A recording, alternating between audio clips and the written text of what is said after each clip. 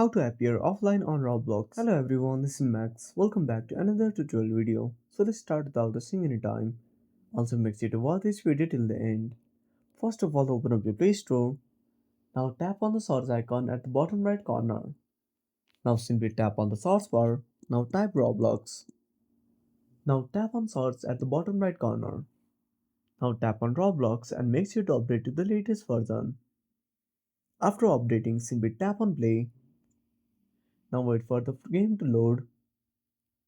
Now tap on the three dots at the bottom right corner. Now scroll down and tap on settings. Now go to privacy. Now wait for some time. Now tap on visibility and private servers. Now click on visibility. Now select no one. Now disable the toggle for share activity updates. Now once you are done, simply tap on go back.